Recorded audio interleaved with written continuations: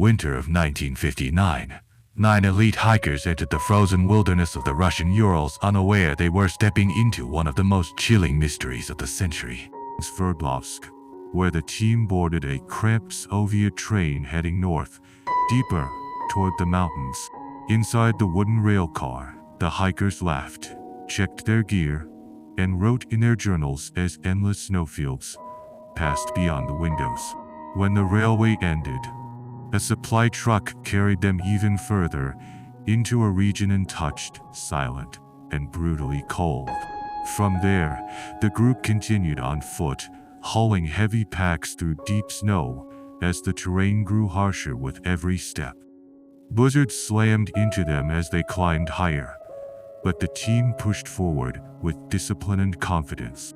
They joked, shared food, and kept pace through the unforgiving terrain. Their diaries captured a group united and optimistic. By February 1st, they reached the base of Kol at Exaggeration, the Mountain of the Dead, a place dreaded by the local Mansi people. Despite brutal winds and low visibility, the group made a controversial decision to pitch their tent on the mountain's exposed slope instead of the safer forest below. As night fell, the mountain groaned under violent winds. Inside the orange glow of their tent, the hikers prepared for the coming day. They ate a final meal, studied their map, and wrote cheerful entries in their journals, completely unaware of the terror about to unfold. Sometime after midnight, something catastrophic happened. Something strong enough to make all 9 hikers cut their tent open from within and flee barefoot into -30 temperatures. No coats, no boots, no supplies, only panic.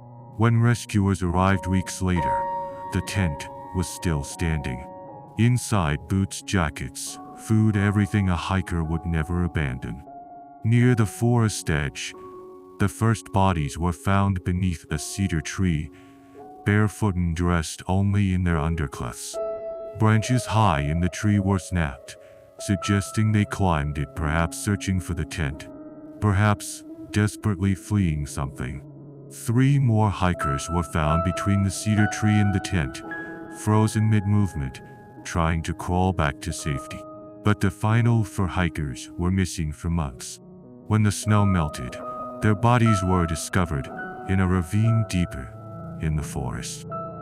These hikers suffered shocking internal injuries, shattered ribs, crushed skulls, yet with no external wounds.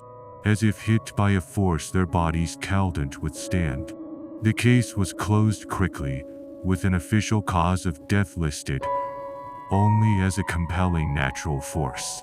But what force? An avalanche. The slope was too shallow.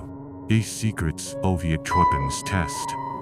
The region was used for them, but no evidence was ever found. In faucet panic, rare, unproven, and insufficient to explain the injuries. Wildlife attack. No tracks, no torn fabric, no signs of struggle. Something, whatever it was, set 9 hardened hikers running into lethal cold with absolute terror. And it left behind wounds more violent than any avalanche, animal, or human could explain. Some claim they witnessed military flares. Others describe lights in the sky that night. But in the end, every theory contradicts another. Nothing fits cleanly.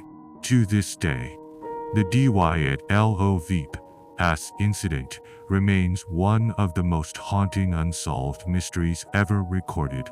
9 lives, frozen in time, and a question still echoing across the icy slopes. What truly happened on that mountain?